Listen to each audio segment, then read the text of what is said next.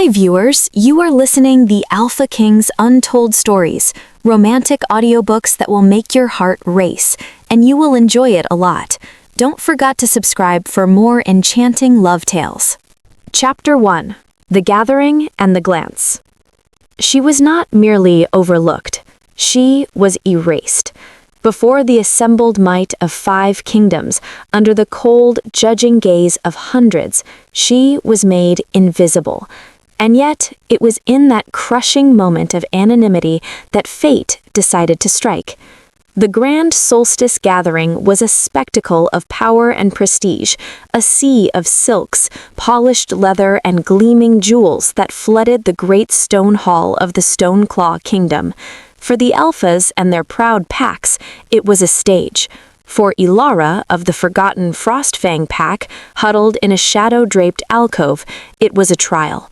Her dress was not silk, but faded, patched wool, the cuffs frayed, the hem uneven from her own clumsy mending. It screamed of her place, or lack of one. Her dark, unruly curls were a desperate veil over her face, a futile shield against the world. And beneath those curls, her secret shame, her mark of strangeness, waited. One eye the deep, rich brown of fertile earth, the other a piercing glacial blue. Mismatched. Cursed, they whispered, a bad omen. She pressed her back against the cold stone, wishing it would swallow her whole. The din of laughter and clinking goblets was a distant roar, a world away from her silent corner of shame. Then it happened. A sensation, not sound, not sight, but a pure, shocking force slammed into her chest. Ilara gasped, her hand flying to her heart as her very soul seemed to catch fire. It was not pain, it was completion, a missing piece slotted home with terrifying, wonderful certainty. Her inner wolf, always a silent, cowed thing, surged awake with a deafening howl. Mate! Her head snapped up, those mismatched eyes wide and searching, frantically scanning the glittering crowd. The pull was a physical tether, yanking her gaze irresistibly across the hall. And there he was. Kalen, Alpha King of Stoneclaw, stood resplendent atop the central dais. He was in mid-conversation with a burly northern alpha when he suddenly went rigid, the crystal goblet in his hand stilled. A bolt of pure, undiluted energy, warm and terrifyingly right, lanced through him, rooting him to the spot. His own wolf, a disciplined beast of war and command, erupted into a frenzy of recognition. Mate! Now! Find her! His dark, storm-gray eyes, sharp and commanding, swept the hall, hunting for the source of this seismic shift in his being. They skimmed over nobles and warriors, over silks and crowns, and then they snagged on the shadows. There, in the dimmest corner, where the lesser packs lingered like ghosts, a she-wolf. The bond, warm and golden and inescapable, sang between them, and for one breathtaking heartbeat, Kalen felt whole, truly, perfectly whole. He moved without thought, descending the dais steps. The crowd parted like a tide before a king, murmurs rising in his wake. With every step, the bond pulsed stronger, a drumbeat in his blood. Mine, claim her, his wolf chanted. But then he got close enough to truly see her, and the world froze. The dress, the patches, the fraying threads. She was barefoot in his royal hall. Her hair was a wild, untamed cloud, her posture hunched, defensive. And then she lifted her face fully, pushing back those curls. The mismatched eyes, one earth, one ice. Heterochromia, a mark, a flaw. The word echoed coldly in a deep, trained part of his mind. His stomach twisted. No, this could not be. He was Kalen, Alpha King, heir to a legacy of strength. His Luna must be a queen in her own right, a jewel to adorn his throne, a woman of noble blood and undeniable power. Not this fragile, strange creature from a pack that was barely a footnote. The bond screamed in protest, warm and insistent, wrapping around his heart. It whispered of protection, of belonging, of a love deeper than lineage. But another voice, colder, sharper, the voice of a king raised on duty and image, shouted it down. Think of your kingdom. Think of the alliances. Think of the scorn. The war inside him was violent and swift. His wolf begged, his duty commanded. He looked at her, really looked at her, searching for something, anything to justify this cosmic mistake. He saw only the scars of a hard life on her knuckles, the fearful hope dawning in those unusual eyes, the overwhelming vulnerability. It was that vulnerability that decided it. A king could not be vulnerable. A king's mate could not be a weakness. His expression, which had for a moment been unguarded, shockingly soft, iced over. The warmth drained from his eyes, replaced by a distant, analytical chill. Ilara saw the change. The fragile hope in her chest began to crack. He stopped before her. The hall had fallen in a ringing, anticipatory silence. Every eye was upon them. "You," Kaelin said, and his voice was not the warm rumble she had imagined in that first second of connection. It was the sound of winter stone. "Ilara," she whispered, the word barely audible, "of the Frostfang pack." "Ilara," he repeated, and her name in his mouth felt like a condemnation. He let his gaze travel over her slowly, deliberately, a public inventory of her inadequacy. The worn dress, the dirty, bare feet, the wild hair. Finally, those eyes. A murmur rippled through the crowd. "This," Kaelin announced, his voice rising to fill the vast space, "this is a mistake, a cruel trick of fate." He spoke not to her, but to the assembly, making them witnesses. The moon spirit could not be so misguided to tether a king to this. The words were a physical blow. Ilara staggered back a step, the world tilting. "You felt it," she breathed, a desperate plea. "The bond, you must have felt it." "Feeling is not fact," he stated, cold and precise. "Look at you. You come before me in rags. You bear the mark of the unbalanced gaze. Did you truly believe, for even a moment, that I, Kaelin of Stoneclaw, would accept such as you?" Each sentence was a lash, stripping her bare more cruelly than any physical disrobing. The whispers grew louder, sharper. Frostfang, that pathetic, snowy wasteland of a pack, and those eyes, an ill omen, always. Tears, hot and shameful, welled in Ilara's mismatched eyes, but she fought them, lifting her chin with a trembling defiance she did not feel. "The bond is sacred," Ilara insisted, her voice gaining a thread of strength from sheer desperation. "Sacred bonds are for worthy souls," Kaelin retorted. His eyes flickered over her shoulder, and a beautiful, regal she-wolf with hair like spun gold and a dress of midnight blue moved to his side, slipping her hand possessively through his arm. The picture was perfect, king and queen. "I require a Luna who is my equal, a woman of strength, beauty, and noble bearing, one who brings honor, not peculiarity." He locked his storm-gray eyes with her earth and ice ones, delivering the final, killing blow. "You, Ilara of Frostfang, bring nothing but shame." He saw it shatter her, the last light in her extraordinary eyes guttered and died. Something in his own chest gave a sickening lurch, a phantom pain he brutally ignored. This is necessary. For the kingdom. He turned fully to the crowd, drawing himself up to his full, imposing height. "Hear my decree, as is tradition before witnesses. I, Kaelin, Alpha King of Stoneclaw, reject you, Ilara of the Frostfang pack, as my destined mate. I sever the bond. You are unworthy to stand at my side." The moment the final word left his lips, the phantom pain became agony, a searing, tearing sensation, as if a vital organ were being ripped from his body. He clenched his jaw, his fists tightening until his nails bit half-moons into his palms. He would not flinch. A king does not flinch. But Alara could not contain it.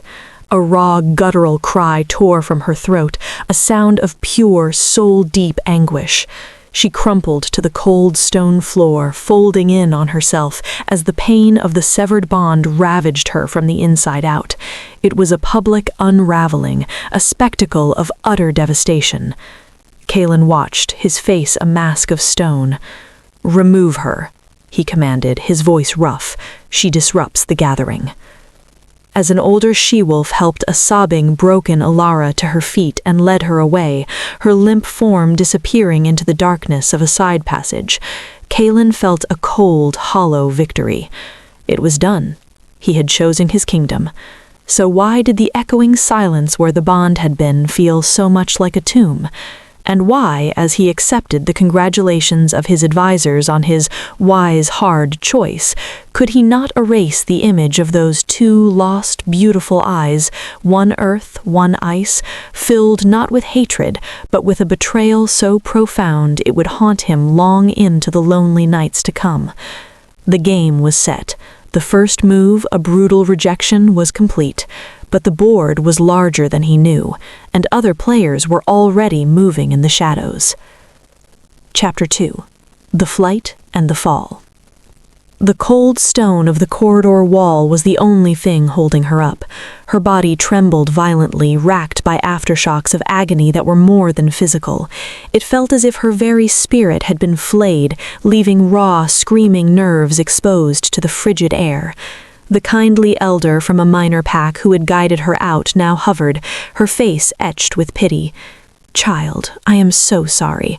No one deserves such a public casting out." Alara didn't hear her. The words echoed in a vicious loop inside her skull. Unworthy, pecuniarity, shame. He had catalogued her existence and found every part of it wanting. The bond, that beautiful, terrifying certainty, was gone, replaced by a howling void. "I have to go," her voice rasped, her own voice unfamiliar to her own ears. "Go? Go where, dear? Back to Frostfang?" A hollow laugh escaped Alara's lips. "Back? To see the pity in their pack's eyes? To be a living reminder of their low status, now cemented by the king's rejection? Never. Away. Anywhere. Where no one knows what I am. What I'm not." The elder sighed, a sigh of weary understanding. Perhaps that is best. A new start. But there was no new. There was only this shattered version of the old.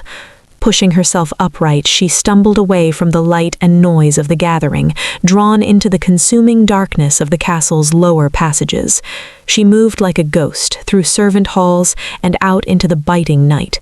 The celebratory torches of Stoneclaw Castle shrank behind her, their glow a mockery.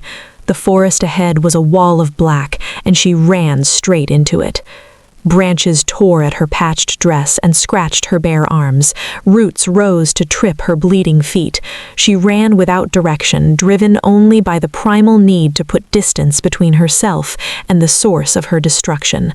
The emotional pain was so overwhelming, it blurred into the physical, the sting of cuts, the ache of bruised soles, the burning in her lungs. Her wolf, wounded and grieving, whimpered inside her. Then her body took over, survival instinct deeper than thought. The shift came upon her, a torrent of snapping bones, stretching skin, and erupting fur that was sheer torment atop her existing anguish. When it was over, a small, dark-furred wolf with one brown eye and one blue stood shivering on the forest floor. She was lean, built for the frozen reaches of Frostfang, but not for these dense foreign woods. But she was faster now. Run, just run. Her wolf's command was clear, so she ran. Through the endless, starless night she fled, a shadow among shadows.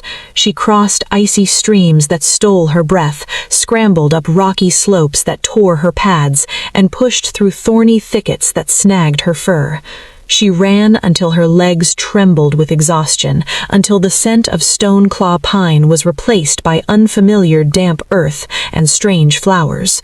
The landscape changed, grew wilder, the trees taller and older.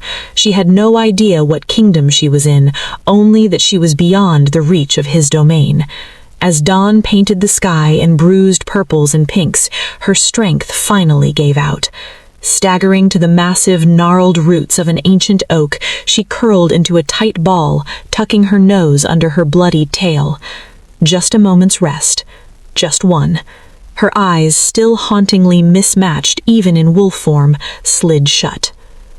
The voices jerked her back to consciousness. The sun was higher. "Tracks lead this way. A deer, maybe a large boar," a rough male voice said. "Don't see any boar sign," a younger voice replied. "Maybe it's nothing." Hunters. Danger. Alara's heart hammered against her ribs. She tried to stand, to melt away, but her body was a leaden, painful thing. Before she could move, two men broke through the undergrowth. They froze at the sight of her. "Well now," the older one said, a bearded man with hard eyes. "Look at this. A lone she-wolf. Small thing." The younger one, with a fresh scar on his cheek, eyed her. "She's hurt. Look at her paws." Alara managed a low growl, baring her teeth, but it sounded weak, pathetic. The older hunter took a cautious step closer. Pelts a bit scraggly, but it's something. Could use the meat, too. Panic, cold and sharp, cut through her fatigue. She tried to back away, but the tree roots caged her. Desperate, she lifted her head and met the older hunter's gaze directly, a silent plea for mercy. He saw her eyes. He stumbled back as if struck. "By the blazing sun," he swore, making a warding sign with his fingers. "Her eyes, they're different." The younger man peered closer, then his face paled. "Mismatched. Grandmother's tales. Creatures with split eyes bring blight and bad fortune." "It's a curse beast," the older hunter spat, his fear hardening into something much darker, superstitious rage. "A blight on the forest. We can't let it live." "No, please!" Ilara tried to scream, but only a pained whine emerged. She tried to run, but her injured leg gave way. The older hunter was on her in an instant. His heavy boot connected with her ribs with a sickening thud. Agony, white-hot and blinding, exploded through her. She yelped, trying to roll away, but the younger man was there now, kicking her flank. "Curse on paws," the younger one shouted, his voice high with fear masquerading as bravery. Another kick, this time to her head. Lights danced in her vision. The world swam. She was dragged roughly across the forest floor, the sound of rushing water growing louder. A stream. They hauled her to the bank. "Here's good," the older man grunted. "Let the water carry the ill luck away." The final kick was the worst, a brutal, deliberate stomp on her already broken ribs. She felt something crack deep inside. The pain was so vast it became a silent, screaming void. As she lay broken on the cold, wet stones, the icy water lapping at her fur, the younger hunter leaned down, his face twisted. "May the earth forget you, curse!" The last thought that flickered through Ilara's fading consciousness was not of the hunters, nor of the icy water. It was of Kalen's cold final words. "You bring nothing but shame." He was right. This was her worth, a cursed thing left to die on a stranger's stream bank. Darkness, warm and forgiving, rose to claim her. Chapter 3. The King in the Sunlight. The restlessness had plagued him since midnight. Thorn, Alpha King of the sun-drenched kingdom of Solaris, awoke with his wolf clawing beneath his skin, not with anger, but with a strange, urgent pull. It was a feeling he couldn't name, a compass needle spinning wildly in his chest. Dressing in simple, functional leathers, he left his airy, sun-bleached castle without a word to his guards. As soon as his boots touched the dew-kissed grass of the meadow, he shifted. His wolf form was magnificent, larger than most, with a pelt the color of ripe wheat under a summer sun and eyes of a calm, clear hazel. He ran, not on his usual patrol route, but east towards the whispering stream that marked his border. The pull was stronger there. His senses, always keen, were hyper-alert. The scent of pine, moss, wild mint, And then, cutting through it all, the coppery tang of blood. Fresh blood. Thorn surged forward, powerful muscles driving him through the underbrush. The scent led him to the stream's edge, and there she was. A small, dark-furred wolf, so still she seemed a part of the river stones, her fur matted with blood and water.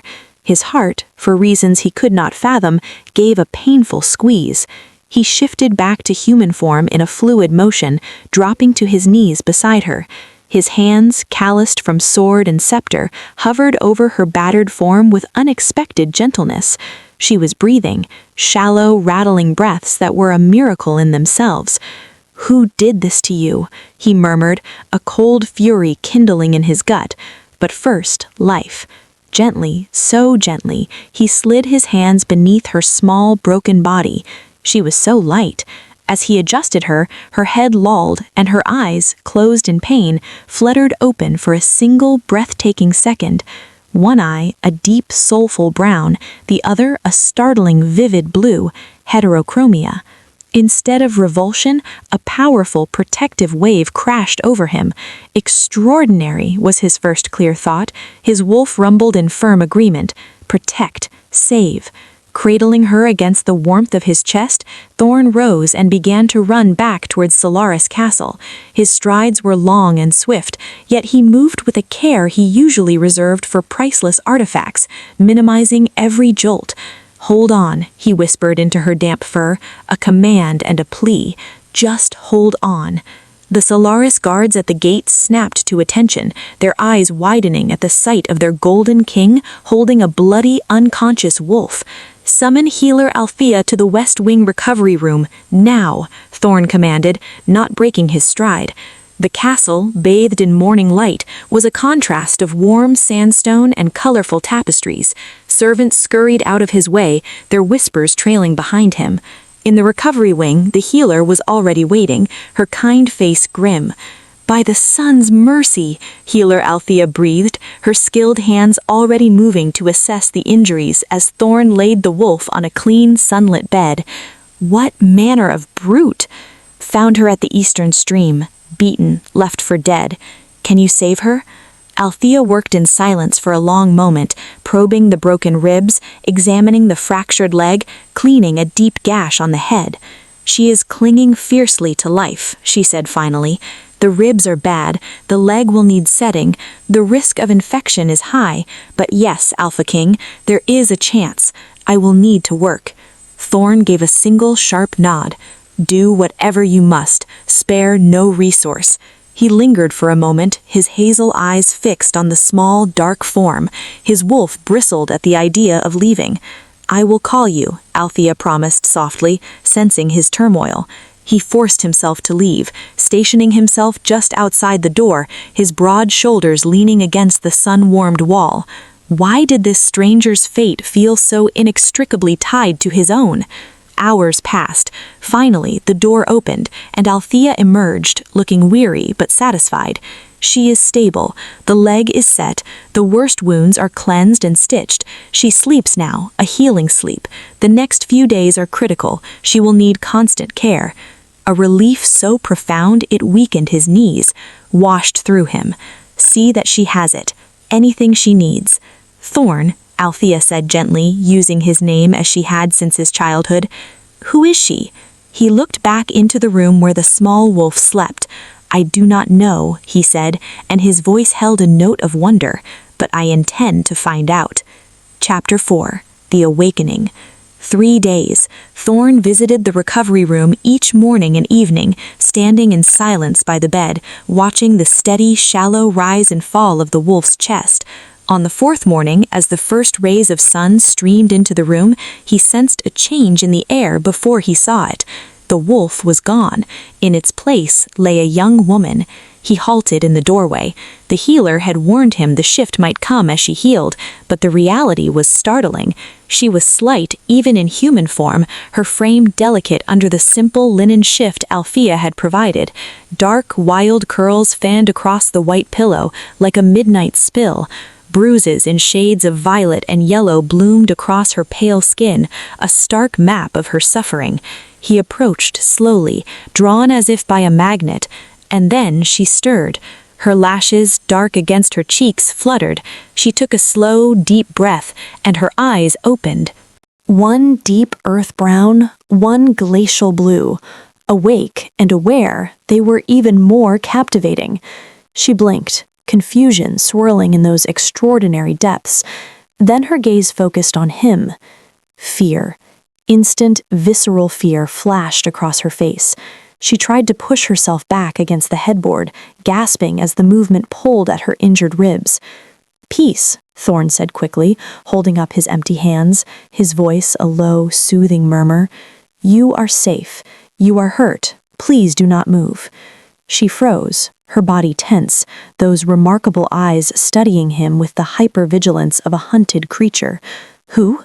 Her voice was a dry rasp, broken from disuse and pain. "My name is Thorn," he said, moving slowly to the bedside table to pour a cup of water. "I am the alphaking of Solaris. You are in my castle, in the recovery wing." He offered the cup, holding it steady. "Here." She hesitated, suspicion warring with thirst. Thirst won. She took the cup with trembling hands, drinking in small, careful sips. "How did I come here?" "He found you," he said, keeping his tone even and gentle. "By the whispering stream on my eastern border. You were gravely injured." He saw the memory return to her, a shadow of pain passing over her face that had nothing to do with physical wounds. Her eyes grew distant, haunted. "The hunters," she whispered, almost to herself. "They hurt you," Thorn stated, a thread of steel beneath the softness. She gave a tiny, almost imperceptible nod, refusing to meet his gaze. A long silence stretched, filled only by the song of birds outside the window. Thorn waited. He saw the shame begin to creep in, the way her shoulders started to hunch as if expecting a blow. Finally, her voice so soft he had to lean in to hear, she said, "My eyes. They saw my eyes and thought I was a curse." She forced herself to look up then, bracing for his reaction, for the disgust, the rejection she clearly believed was her due. Thorn held her gaze, unwavering. "Your eyes," he said, his voice filled with absolute, unshakable certainty, "are extraordinary, unique. I have never seen anything like them, and they are most certainly not a curse." The words seemed to not compute. She simply stared at him, her lips slightly parted. A single tear escaped, tracing a path through the dust on her cheek. Then another. You truly believe that?" "With every fiber of my being," Thorn affirmed. A small, broken sound escaped her, a sob mixed with a disbelieving breath. She bowed her head, the dark curls falling forward as her shoulders shook silently. Thorn ached to offer comfort, but remained still, giving her this moment to process a kindness she had clearly never expected. When she finally looked up, wiping her face with a shaky hand, there was a fragile, newborn hope in her eyes. "Thank you," she whispered. "You have nothing to thank me for. May I ask your name?" Another hesitation, then a quiet, "Ilara." "Ilara," Thorn repeated, and the name felt right on his tongue, like a puzzle piece clicking into place. A strong name, a beautiful name. She looked at him as if no one had ever called anything about her beautiful before. The moment stretched, fragile and significant. "Ilara," Thorn said, his voice firming with a king's promise, "you are under my protection now. No one will harm you here. No one will judge you for your eyes. You have my solemn vow." And as he looked at this wounded, remarkable young woman, Thorn made a silent, steadfast pledge to himself. He would not only heal her body, he would help her rediscover the strength that he could already sense, buried deep beneath the layers of pain and fear.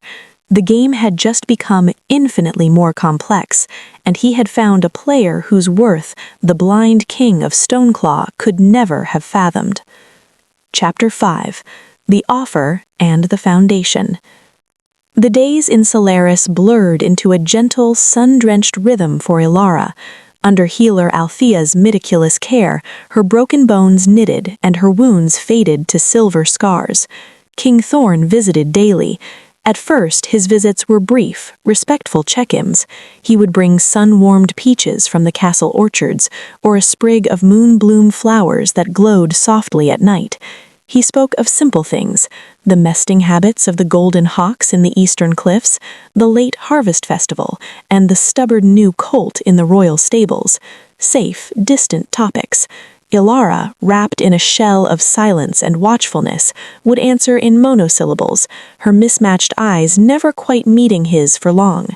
She was waiting for the other shoe to drop, for the kindness to curdle into pity, for the curiosity about her eyes to become revulsion, for him to realize the burden she represented and send her away. But Thorn was patient. His calm, steady presence was like the sun-warmed stones of the castle itself, constant and reassuring. As her strength returned, the visits lengthened. He began to ask her opinion. The eastern vineyard's yield is lower this season. Could it be the soil or the late frost? At first, she just stared, bewildered. No one had ever asked her thoughts on anything. Tentatively, she'd reply, recalling the hardy, bitter berries that grew in the Frostfang tundra and the conditions they needed. Thorn would listen, his hazel eyes intent, actually considering her words. One afternoon, Althea declared her well enough to walk in the private castle gardens. Thorn escorted her. The gardens of Solaris were a riot of color and scent, a world away from Frostfang's monochrome ice. She walked slowly beside him, her fingers lightly brushing the petals of a blood-red bloom. "Ilah," began Thorn, his voice thoughtful, "I wish to make you a proposal." She tensed, the old fear snapped back into place. A proposal? What could he possibly want from her? "Stay in Solaris," he said, gesturing to the vibrant life around them. "Not as a convalescent, but as part of the kingdom.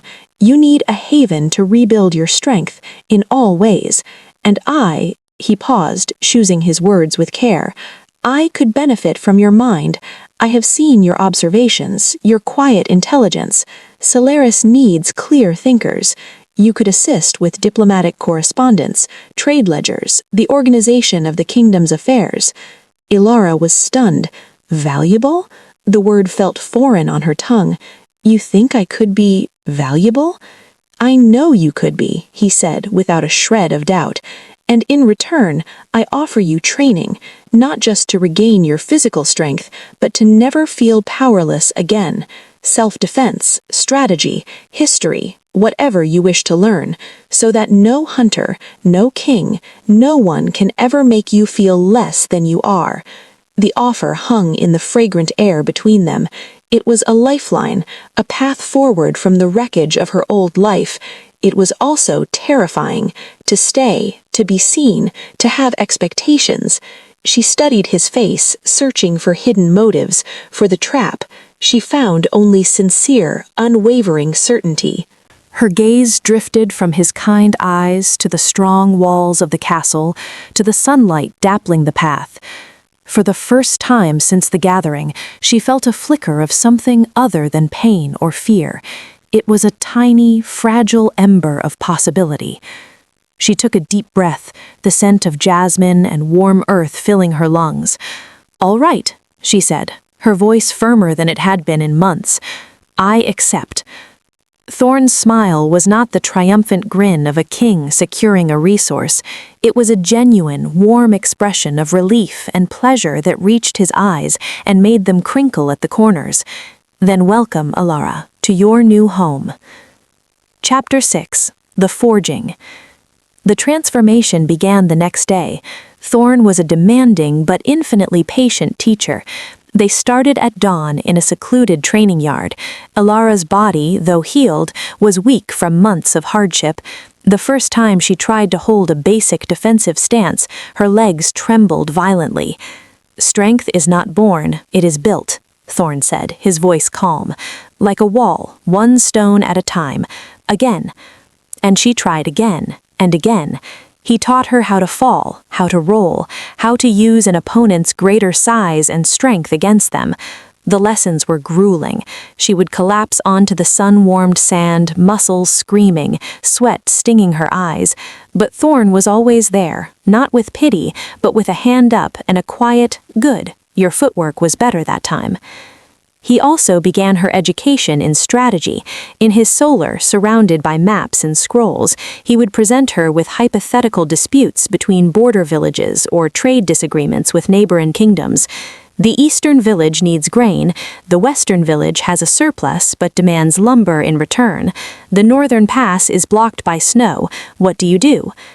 At first, she was paralyzed. Then she began to think. She asked questions about crop yields, about old treaties, about the temperament of the village alphas.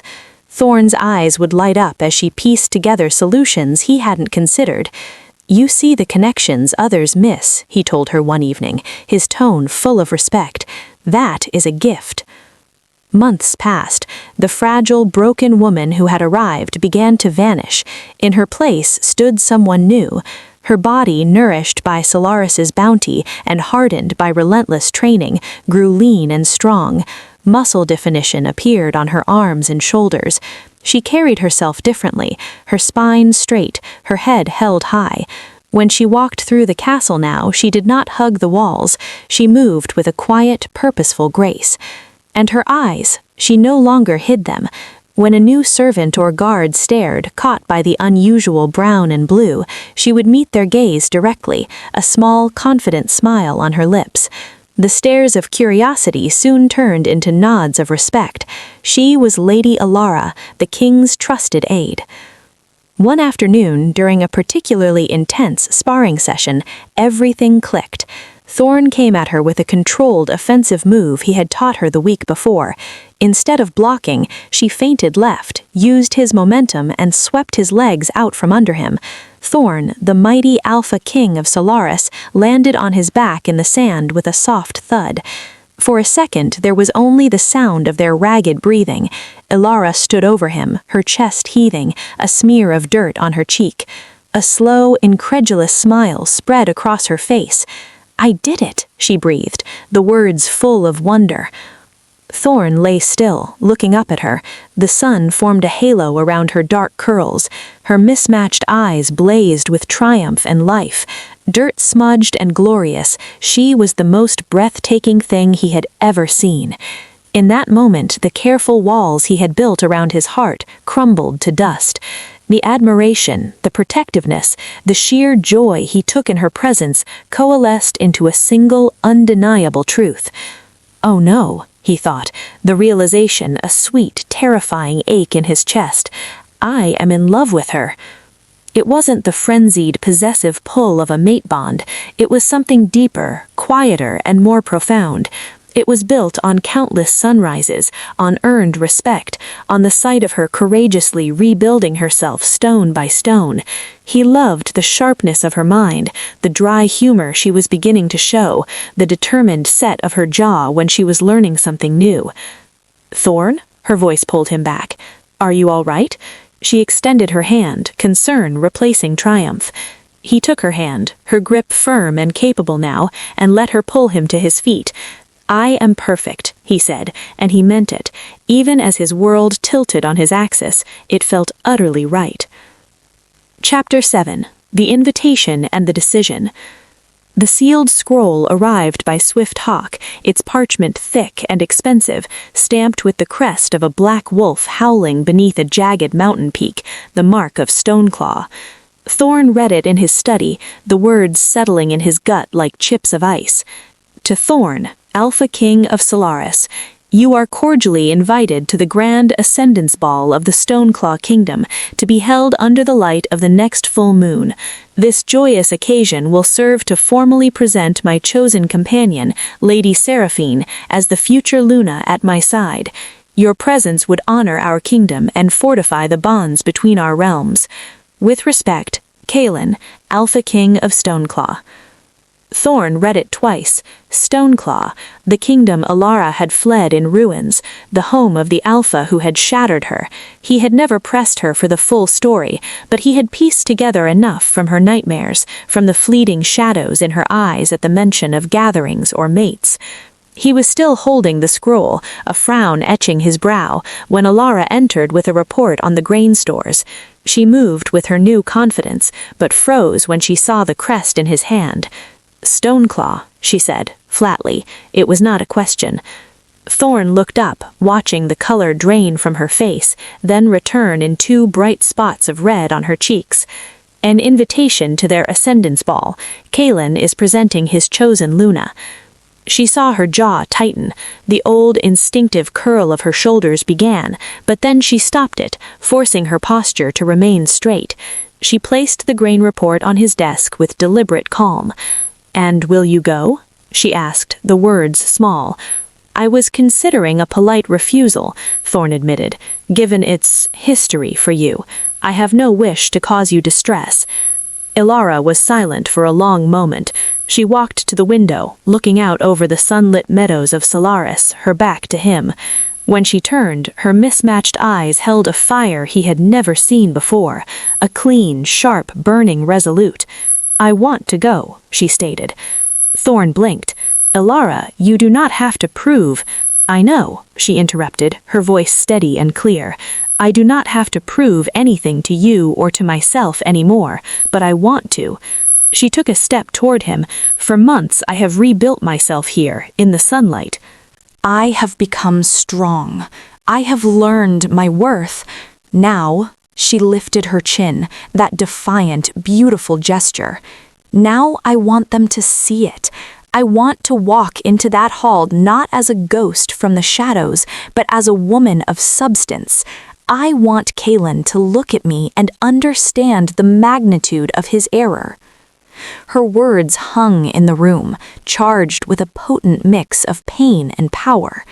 Thorn felt a surge of fierce pride.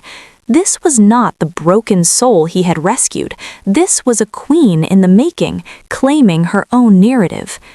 "And," she added, her voice softening slightly, "I wish to go at your side, if you would have me there."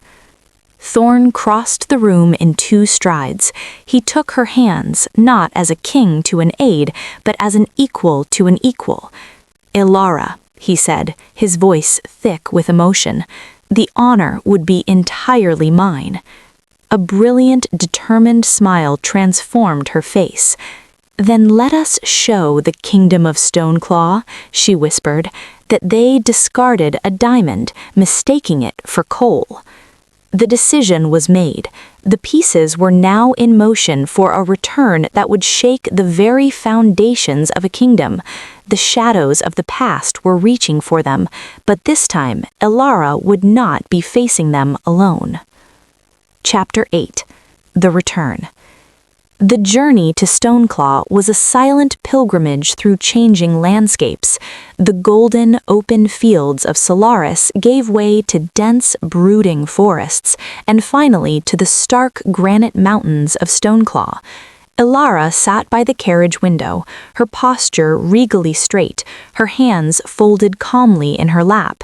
Yet Thorn saw the subtle signs of the storm within, the slight tremor in her fingers when they passed a particular type of pine, the way her eyes would fix on a distant point, seeing not the scenery, but memories.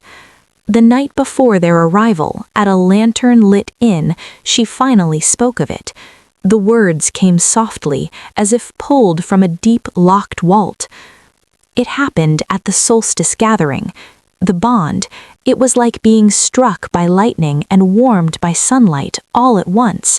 For 1 second, I thought it meant I was chosen, that I had worth." She gave a brittle laugh. "He looked at me, Thorn. He really looked, and then he told the entire world why I had none." She described the cold inventory of her flaws, the public severing, the agony of the rejected bond. Thorn listened, a cold, hard fury crystallizing in his gut. He had known it was bad, but hearing the details, the calculated cruelty, made him want to tear the stone walls of Stoneclaw down with his bare hands. "He is a fool," Thorn said, his voice low and certain. the greatest fool in all the kingdoms, and tomorrow you will stand before him not as a reminder of what he rejected, but as a living testament to his monumental blindness." Ilara looked at him then, the firelight dancing in her mismatched eyes. The fear was still there, but it was caged by a steely resolve. She nodded. "Tomorrow." When their carriage finally rolled through the grim, towering gates of Stoneclaw Castle, the contrast to Solaris was absolute. Where Thorn's home was light and warmth, this was a fortress of shadow and sharp angles. A crowd had gathered, nobles in somber finery lining the steps, their eyes sharp with curiosity. Thorn stepped first, a figure of sunlit power in a tunic of deep emerald velvet trimmed with gold, his wheat gold hair tied back, his hazel eyes scanning the crowd with calm authority. He turned and offered his hand. A murmur rippled through the onlookers as Ilara emerged. The seamstresses of Solaris had outdone themselves. Her gown was the color of a stormy twilight, a deep charcoal gray that made her skin glow like moonlight. Silver embroidery, intricate as frost patterns, swirled from the hem up to the bodice, catching the thin mountain light and shimmering with every movement. Her dark curls were swept up in an elegant, deceptively simple twist, with a few artful strands framing her face. But it was her posture, head high, shoulders back, and her face, no longer hidden, that truly stole the breath from the onlookers. And then she lifted her gaze. One eye deep earth brown, the other piercing glacial blue. They were no longer downcast, no longer ashamed. They held the calm, untouchable confidence of a woman who knew exactly who she was. The whispers exploded. "By the mountains, who is she? Those eyes, but she's stunning. Is that? No, it cannot be. The Frostfang girl? She stands with the Sun King." Ilara placed her hand in Thorn's, her grip steady. Together they ascended the stone steps, a picture of united, formidable grace. They moved through the grand hall, a sea of stunned faces parting before them. Ilara kept her eyes forward, a small, serene smile on her lips, but Thorn felt the slight tension in her arm, the immense willpower it took to walk this gauntlet. Following protocol, they approached the high dais where the host king stood. Kaelin was there, an imposing figure in black and silver, his dark hair loose, his storm-gray eyes already fixed on them with cold assessment. Beside him stood a vision of polished beauty, Lady Seraphine, with hair like pale gold silk and a gown of crimson that spoke of wealth and position. She clung to Kaelin's arm with a possessive air. Kaelin's political smile was in place as Thorn approached.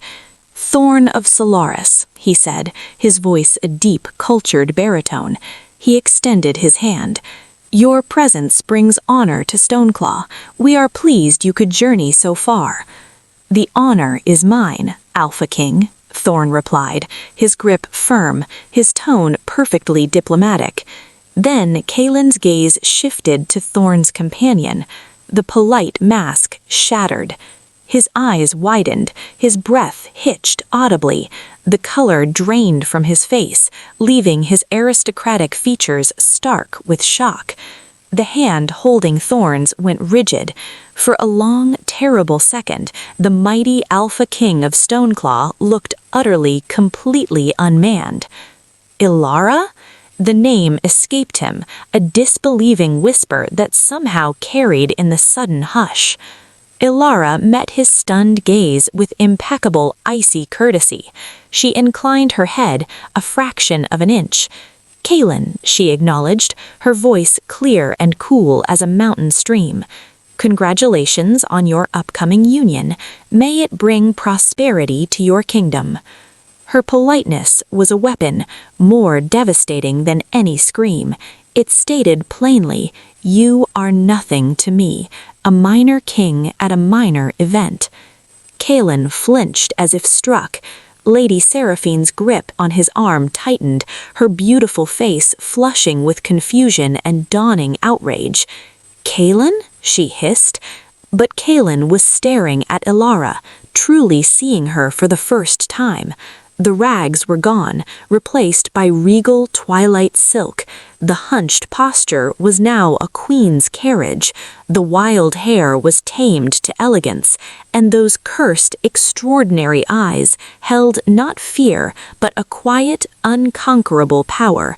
She was radiant, she was magnificent, and she stood beside another king, looking at Kaelin as if he were a stranger. A dark, violent emotion twisted his features, a toxic brew of jealousy, regret, and a possessive fury that shook him to his core. You are with him?" he managed, his voice strangled. "Lady Ilara is my most trusted advisor and a cherished guest of Solaris," Storn stated, his tone leaving no room for ambiguity. He placed a protective hand over Ilara's where it rested on his arm. "I am fortunate indeed to have her counsel and her company." Lady Ilara. The title was a slap. Cherished guest. The words were a declaration. Lady Seraphine made a small, choked sound of humiliation. Kaelin's jaw clenched, the muscles leaping. "I must speak with you," he said to Ilara, ignoring everyone else. "Privately." "There is nothing to discuss, alphaking," Ilara replied, her voice never losing its polite chill. "Please attend to your chosen companion. It would be most discourteous to neglect her on such an important night." With that, she turned slightly, her storm-gray skirts whispering against the stone. "Shall we, Thorn? The music is beginning." And just like that, she turned her back on the King of Stoneclaw. The silence in the hall was absolute, pregnant with scandal.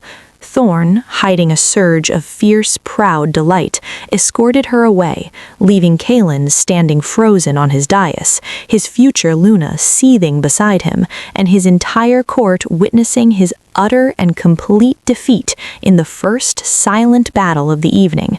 The game was in play, and Ilara had just made her opening move, a move of breathtaking, silent power.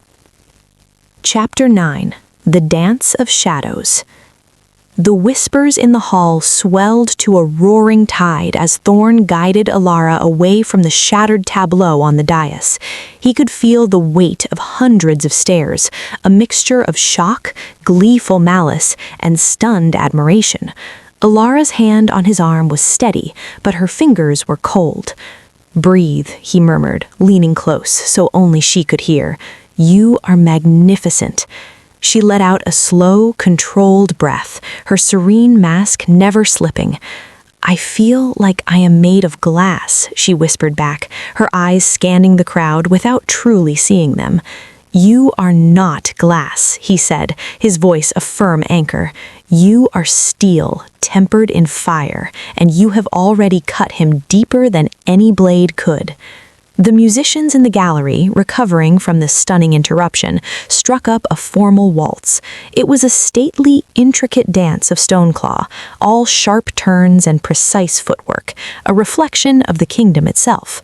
On the dais, Kaelin was being pulled onto the floor by a furious, tear-bright Lady Seraphine, who was clearly desperate to reclaim her moment. But Kaelin's storm-gray eyes were a raging tempest, tracking Ilara's every move through the crowd. "Thorn," said Ilara softly, watching them, May we dance?" He looked down at her, seeing not fear now, but a fierce, challenging light in her mismatched eyes.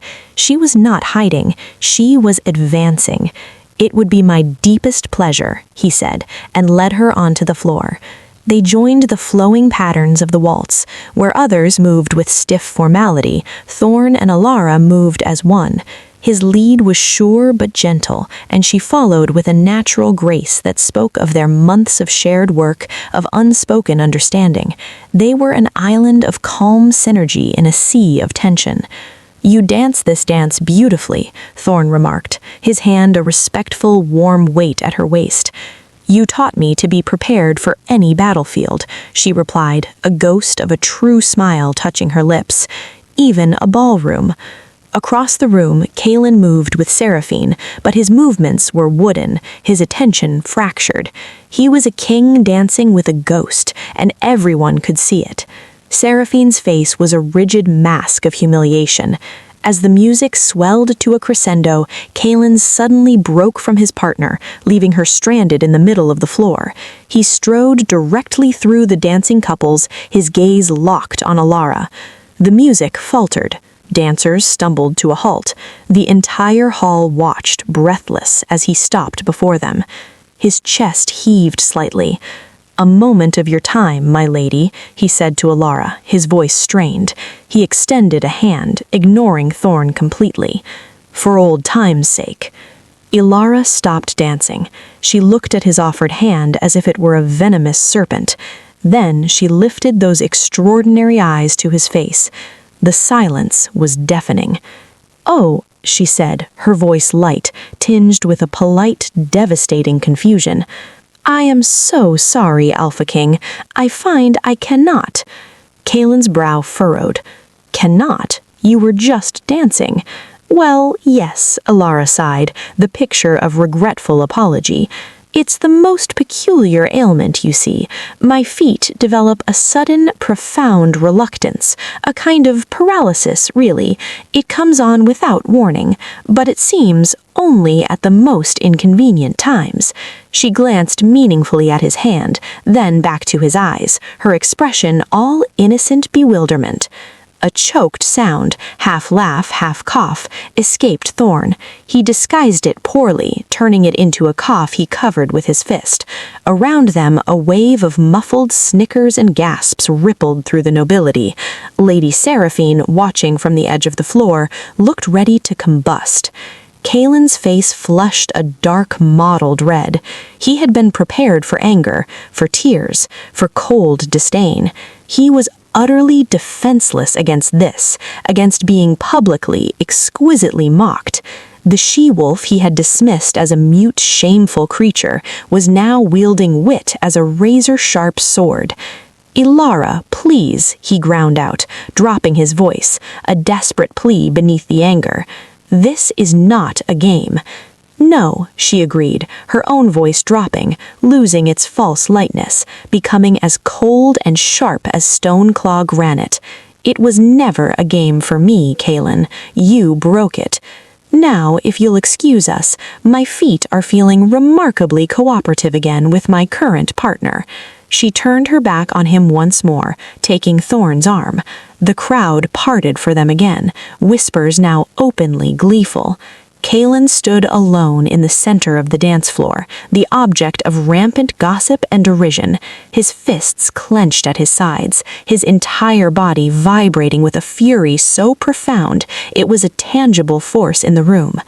Thorn guided Alara not back into the crowd, but towards a pair of large arched doors that led to a secluded balcony. They needed air. They needed to escape the crushing scrutiny, if only for a moment. The balcony was deserted, overlooking the moonlit, skeletal gardens of Stoneclaw.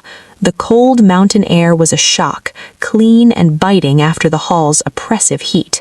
Alara walked to the stone balustrade, gripping it tightly, her shoulders beginning to shake. "Alara," Thorn was at her side in an instant. It wasn't tears, it was silent, shuddering laughter. She looked up at him, her eyes brilliant with unleashed emotion. "Did you see his face? The great Alpha King felled by a case of uncooperative feet?" Thorn laughed then, a real, free sound that echoed softly in the night. It was brilliant, ruthless, and utterly brilliant. Her laughter subsided, leaving her breathless. She looked out over the dark gardens, her expression softening into something more profound. "I thought it would hurt more," she murmured, "seeing him, being here. But all I feel is free. Truly free. The ghost of him has no hold on me anymore." Thorn's heart swelled. He wanted to tell her, the words he had carried for months pressed against his lips. This was the moment, away from prying eyes, in the quiet aftermath of her victory. "Ilara," he began, his voice husky. He turned her gently to face him. "What you did in there, it took a courage I have rarely seen. You have rebuilt yourself into something awe-inspiring." He took her hands, his thumbs stroking over her knuckles. "Months ago, I found a broken treasure on a stream bank. Tonight, I watched that treasure shine so brightly it blinds kings." He took a deep breath. "My feelings for you have grown far beyond admiration, beyond friendship. The balcony doors crashed open. Kalen stood there, silhouetted by the light from the hall, his figure vibrating with a barely contained dark energy. The moment shattered. His eyes, burning with a possessive, desperate fury, went from their joined hands to Ilara's face. "Enough," he snarled, the word tearing from him. "This ends now." The frigid mountain air on the balcony seemed to crystallize around Kalen's words. His storm-gray eyes, usually so controlled, were wild, the pupils dilated with a mix of fury, jealousy, and a raw, panicked possessiveness. He took a step forward, his broad frame blocking the light from the hall. "You will unhand her," he growled at Thorn, the command vibrating with alpha power. Thorn did not release Ilara's hands. Instead, he shifted subtly, placing himself slightly between her and Kalen. His own calm was a stark contrast to the Stoneclaw King's turbulence. "You are interrupting a private conversation, Kalen," he said, his tone even but edged with steel. "Private?" Kalen barked a harsh laugh. "There is nothing private where she is concerned. She is bound to me by a thread the gods themselves spun, even if it was frayed." Ilara pulled her hands gently from Thorn's grasp and stepped forward, her chin lifted. The fear was gone, burned away by the fire of her own reclaimed power. "There is no thread, Kalen," she stated, her voice clear and cold. "You severed it. Before all these kingdoms, you cut it yourself and called it worthless. It is done." "It can be undone," he roared, the sound echoing off the stone balcony. He took another step, his gaze locked on her. "The ancient rites, the blood mending. A king may seek to mend a rejected bond if he proves his remorse, if he pays the price in blood and pain. I will do it. I will bleed for you, Ilara." The desperation in his voice was shocking, pathetic, and terrifying all at once. This was not the proud king from the dais. This was a man drowning, clawing for a rope he himself had set aflame. "I do not want your blood," Ilara whispered, her words slicing through the night. "I do not want your pain. I want nothing from you. Not then, and certainly not now." Her rejection, so absolute, so calm, seemed to physically wound him. He staggered back half a step, his hand flying to his chest as if she had driven a blade into it. Then his expression twisted, the desperation hardening into something darker, more dangerous. His eyes flicked to Thorn, and a calculating, venomous light entered them. "Then let the old laws decide," Kalen declared, his voice dropping to a low, deadly register. He drew himself to his full height, the Alpha King reasserting himself through ritual and threat. "I, Kalen, Alpha King of Stoneclaw, challenge you, Thorn of Solaris, to an alpha duel, for the right of claim for her." Gasps erupted from the doorway and the windows behind him. Dozens of nobles had followed, eager for the next act of the scandal. Lady Seraphine stood among them, her face pale as ash, her dreams of a crown evaporating in the cold air. Thorn went very still. "Ilara is not a trophy to be won in a duel. She is a person. Her heart is her own to give." Her heart is tied to a bond you cannot comprehend, Kaelin shot back. The bond gives me the right to challenge. Or are the traditions of our people, the laws of the moon spirit, nothing to the Sun King? Are you a coward who hides behind pretty words? The insult was deliberate, designed to force his hand in front of his peers. Thorn looked at Ilara. Her face was stricken, her mismatched eyes wide with dread. "Thorn, no," she breathed. "You don't have to. This is madness." He saw the terror for him in her eyes, not for herself. It decided him. He would not let this festering shadow hang over her, not let Kaelin believe he had any claim, any chance. He would cut it clean, not for possession, but for her permanent peace. He turned back to Kaelin, his hazel eyes now the color of hard flint. "I accept your challenge." A collective shockwave passed through the spectators. "But not because I believe I own any right to Ilara," he continued, his voice rising so all could hear. "I fight because you dishonored her, because you took a gift from the heavens and called it garbage, because you are a bully who mistakes strength for cruelty." He took a step toward Kaelin, and his presence seemed to fill the balcony. "I will defend that truth to my last breath." His words were not a boast, they were a vow. They hung in the air, silencing the whispers. Even some of the Stoneclaw nobles looked at Thorn with a grudging respect. Kaelin's lips peeled back in a grim smile. "So it be. Tomorrow, at dawn, in the King's Circle. And since you cling to tradition," he added, malice gleaming in his eyes, "it will be in wolf form, half shifts permitted, to submission or death." "Thorn!" Ilara's cry was pure anguish. An elder from the Stoneclaw court, a wizened man with eyes like chips of obsidian, pushed through the crowd. His voice was a dry rasp that carried authority. "As elder of the Stone Circle, I witnessed this challenge. An alpha duel is set for dawn in wolf form. But mark my words, kings," he intoned, looking from one to the other with ancient knowing. "When two alphas spill blood over a she-wolf marked by dual skies, the moon spirit takes her tithe.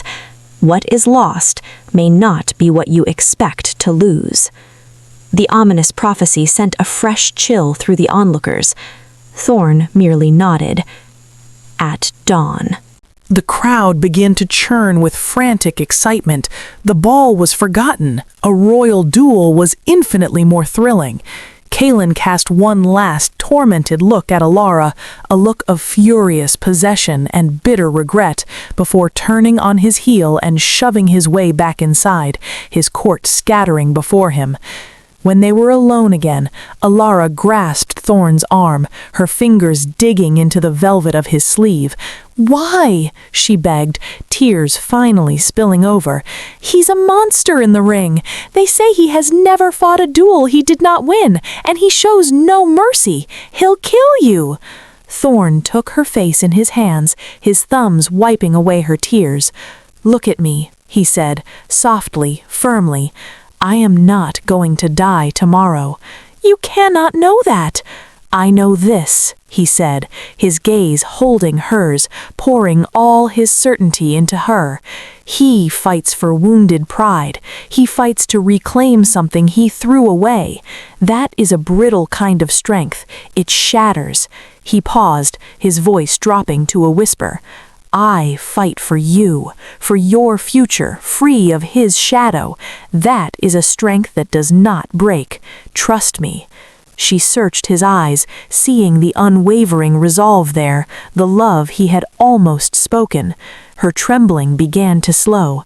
She leaned her forehead against his chest, a shuddering breath escaping her. "I do trust you," she whispered. I cannot lose you. Not now. Not when I've just—" She couldn't finish, but he understood. "Not when I've just found you." He held her as she cried, the stars wheeling coldly overhead, the specter of dawn drawing ever closer. The gentle warmth of Solaris felt a world away. They were in the heart of the storm now, and the winds were rising. Chapter 11. Dawn of Wolves. Dawn in Stoneclaw was not a gentle awakening. It was a blade of gray light slicing through the mountain peaks, cold and unforgiving. The King's Circle, an ancient arena of weathered stone carved into the mountainside, was already packed. The entire court and what seemed like half the kingdom had come to witness the clash of kings. The air crackled with a brutal, hungry energy. Alara stood in the honored guest section, flanked by the 2 Solaris guards Thorn had insisted remain with her. She was a statue of dread, her hands clasped so tightly the bones showed white. She wore a simple, dark gray cloak over her ball gown, its hood thrown back.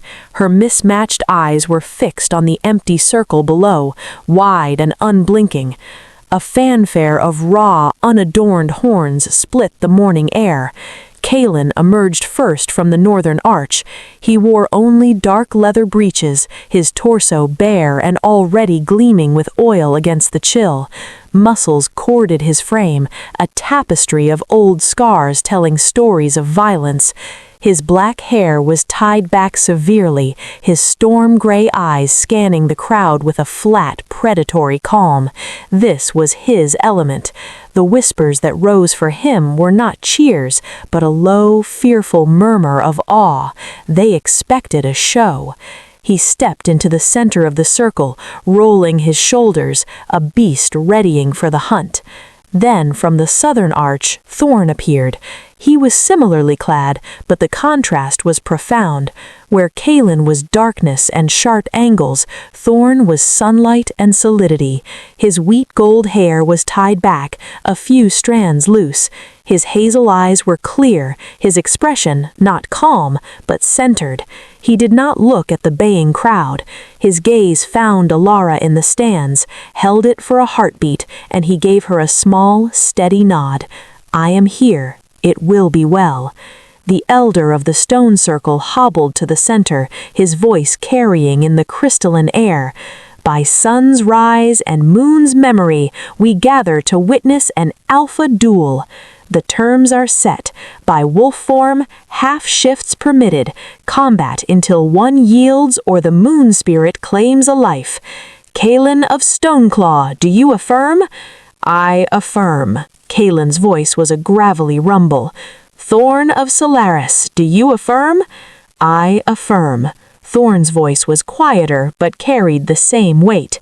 "Then let the forms be taken. Let the truth be decided in tooth and claw." Both men stepped back. The shift began.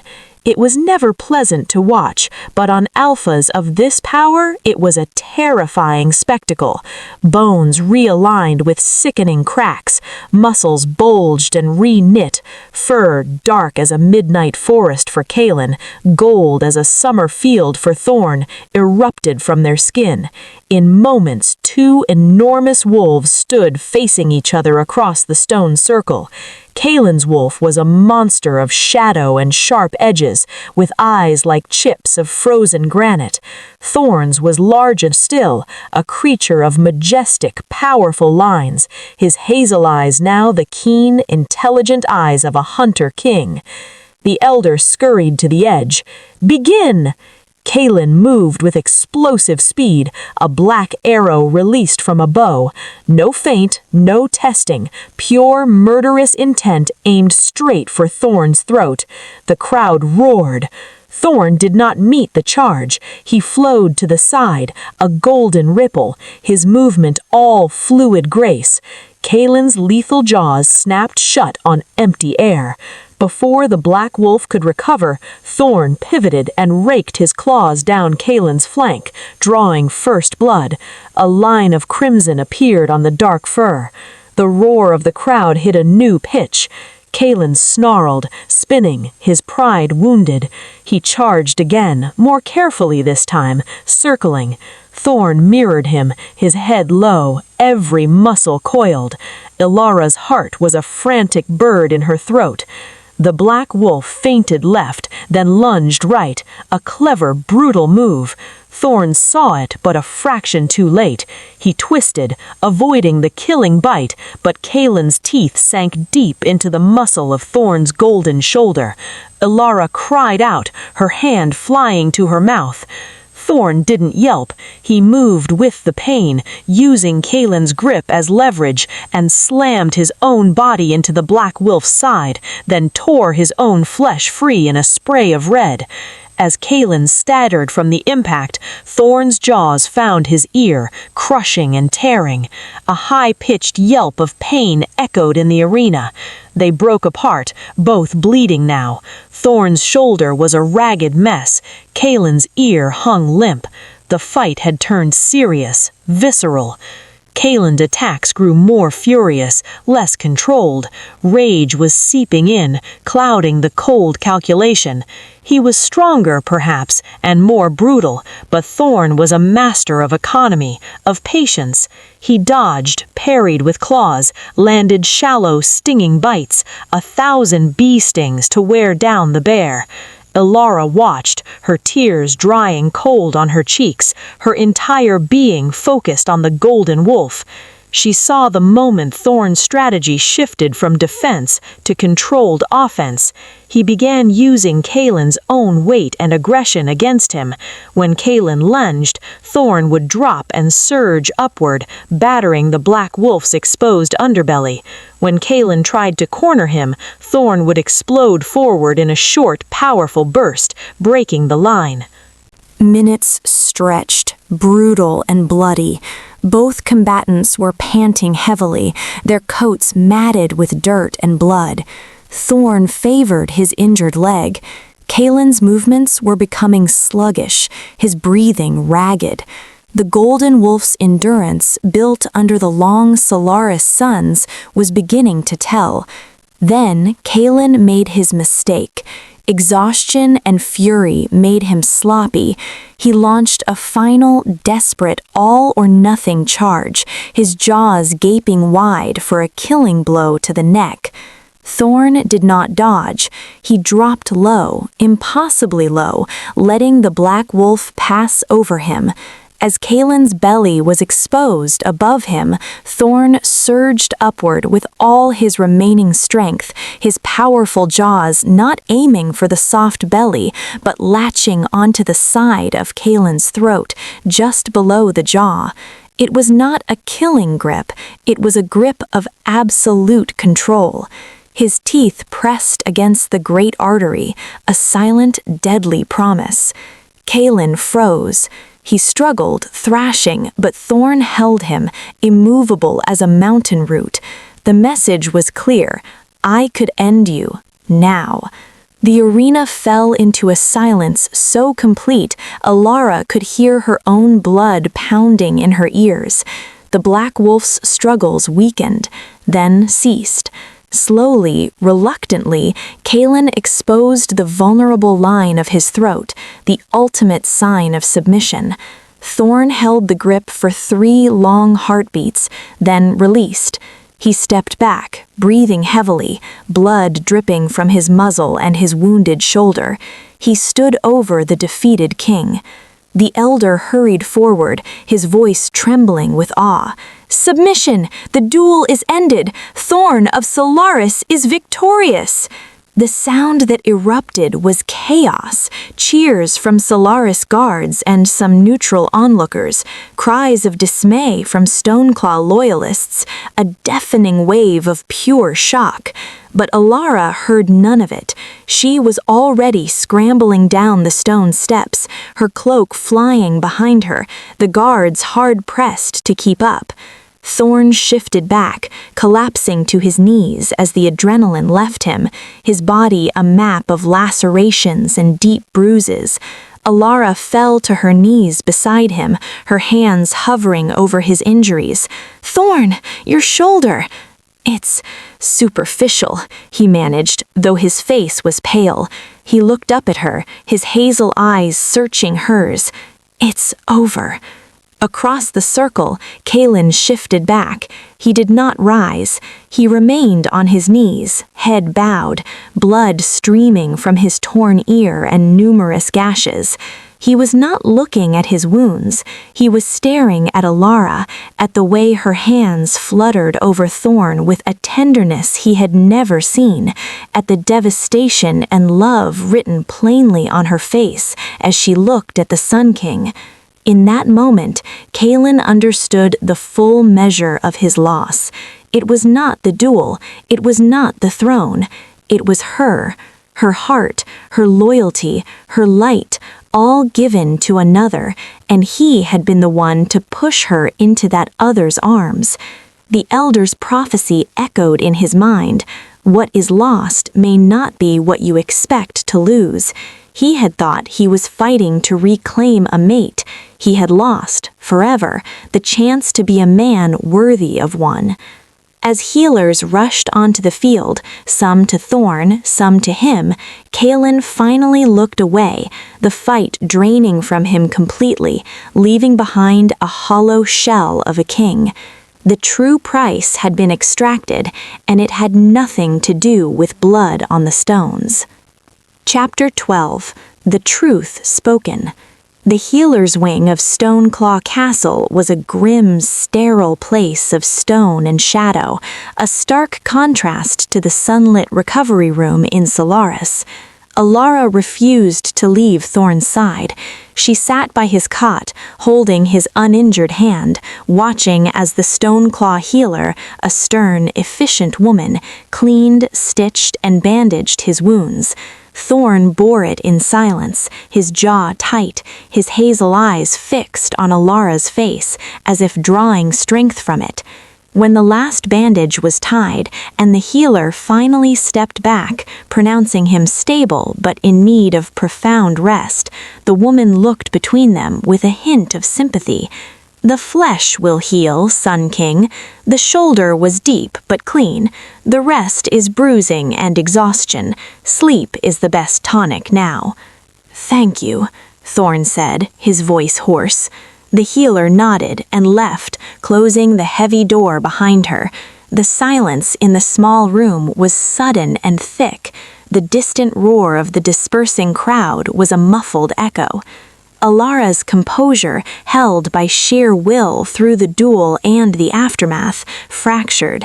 A sob broke from her lips, and she buried her face in the hand she held, her shoulders shaking. "You could have died," she wept, the words muffled against his skin. "You stood there and let him. I saw his teeth and the blood." "Alara," he murmured, his free hand coming up to stroke her hair, her wild, dark curls that had escaped their elegant twist. "Look at me, please." She lifted her head, her face streaked with tears, her mismatched eyes ravaged with fear and relief. She was the most beautiful, broken, wonderful thing he had ever seen. "I am here," he said softly, wiping a tear from her cheek with his thumb. "I told you I would be. I fight for what matters. You matter." "Alara, she began, but the words caught in her throat, choked by emotion. He took a slow, pained breath. Now, it had to be now, with the shadow of the duel still hanging in the air, with the truth of mortality sharp and clear. Alara's breath hitched. She went very still. "Before, on the balcony, I was trying to tell you something." Kalen interrupted, but his interruption changes nothing. It only makes the truth more urgent. Alara's breath hitched. She went very still. "I love you, Alara." The words were simple, direct, and they hung in the quiet room with the weight of a vow. It is not the frantic pull of a faded bond. It is something quieter, and for me, something far more real. He squeezed her hand. "I love the woman who debated crop yields with me until dusk. I love the warrior who knocked me onto my back in the training yard. I love the brilliant mind that finds solutions in tangled treaties. I love the courage that walked back into this castle and faced a nightmare with her head held high. Tears flowed freely down her cheeks now, but they were silent, awe-filled. I love your laughter, rare as it is. I love the way you frown when you're thinking. I love, he said, his voice dropping to a reverent whisper, these extraordinary eyes that see the world in a way no one else can. I love you, not a destined mate, but a woman I have watched, admired, and come to cherish with every part of my soul. He paused, his own eyes suspiciously bright. I do not say this to bind you, or because I fought for you. I say it because it is the truest thing I know, and I needed you to hear it, in case Dawn had gone differently. Ilara was trembling. For a long moment she could only stare at him, as if absorbing the words, feeling their truth settle into the cracks of her broken past and begin to mend them with golden light. Then she let out a shuddering breath that was half a sob, half a laugh. She leaned forward, resting her forehead gently against his, careful of his injuries. "Thorn," she whispered, her voice thick with emotion. "All my life I was told I was wrong, a mistake, a curse. You looked at me and saw something to be saved. Then you saw something to be trained. Then you saw something to be respected." She pulled back just enough to look into his eyes, her own shining with a love so deep it stole his breath. "And now you see something to be loved." She brought his hand to her lips and pressed a soft, lingering kiss to his knuckles. "I love you too, not because you saved me, but because in your sunlight I finally learned how to save myself. I love your patience. I love your strength that does not need to bruise to prove itself. I love the king who rules with his mind and his heart. I choose you, Thorn. Every day I choose you." It was the answer he had hardly dared to hope for. A joy, fierce and warm, blazed through his pain. He cupped her face, drawing her into a kiss. It was not passionate or demanding. It was a sealing, a promise, a gentle, profound meeting of souls that spoke of future dawns shared, of quiet gardens in the sun, of a partnership built on choice, respect, and a love that had been earned, day by glorious day. When they parted, both were breathless, both smiling through tears. "So," Ilara said, her voice still unsteady, but lit with a new, radiant happiness. "What happens now?" Thorn smiled, a real, full smile that made the lines of pain on his face soften. "Now," he said, "when I can stand without swaying, I return to Solaris with the woman I love, and there, in our sunlight, I will ask you, properly and publicly, if you would do me the greatest honor of my life and become my Luna." Ilara's heart felt too large for her chest. Luna, not by force of a bond, but by the choice of a king's heart. It was a future she had never dared to dream. "The honor," she whispered, her eyes never leaving his, "would be mine." Outside the door, in the cold stone corridor, a shadow listened. Kalen, leaning heavily against the wall, bandages covering his own wounds, had heard every word. The tender confession, the quiet kiss, the plans for a future. The last stubborn ember of possession in his chest guttered and died, extinguished not by Thorn's victory in the ring, but by the undeniable, beautiful truth in Ilara's voice when she spoke of love. He had lost, not just a duel, but everything. Silently, he pushed away from the wall and limped into the shadows, leaving the light to those who knew how to cherish it. The game, for him, was finally, irrevocably over. Chapter 13, The Coronation of Light. The return to Solaris was a homecoming, bathed in triumph and tender concern. Thorn, though healing well, was forbidden from overexertion, a dictate Ilara enforced with a gentle but iron will. The kingdom welcomed them with roaring cheers. News of the duel and its cause, a sun king defending a lady's honor against the cruel stone-claw brute, had flown ahead of them, spun into ballads by traveling minstrels. Ilara was no longer just the quiet aide, she was the lady of the dawn, the jewel with dual skies, a heroine. She bore the attention with a grace that surprised even herself, but her true focus was Thorn's recovery. She read treaties to him as he rested in the sun-drenched solarium, debated strategies to keep his mind sharp, and simply sat with him in comfortable silence, her presence a balm. Their love, spoken and acknowledged, was a quiet, powerful force between them, a secret garden they tended away from the public eye. As the last of Thorn's bandages came off, revealing pink healing scars, the kingdom began to prepare for the summer solstice festival, the brightest celebration of the Solarian year. The air was thick with the scent of baked bread and blooming light blooms. Excitement buzzed, but Thorn had a different sort of preparation in mind. On the eve of the festival, he asked Ilara to walk with him in the royal gardens at twilight. The paths were lit by floating lanterns that mimicked captured fireflies, and the air was sweet and warm. "Do you remember," Thorn began, his voice thoughtful, "the first time you walked here, you brushed the petals of the blood bloom as if you were afraid it would break?" Ilara smiled, linking her arm with his. "I was afraid of everything then. The sunlight felt too bold, the colors were too loud." "And now?" he asked, stopping to look at her. The lantern light danced in her mismatched eyes, turning the brown to warm honey and the blue to twilight sapphire. "Now," she said, her voice soft with wonder, "I see it as it is, a testament to life that persists, that blooms fiercely, beautifully, like a second chance." "Ilara," Thorn said, turning to fully face her. He took both of her hands in his. The playful mood shifted into something profound, charged with the magic of the lantern-lit night. "These gardens, this castle, this kingdom, they have been my life's work, but they were a picture without its central color, a song missing its heart melody." He took a deep breath.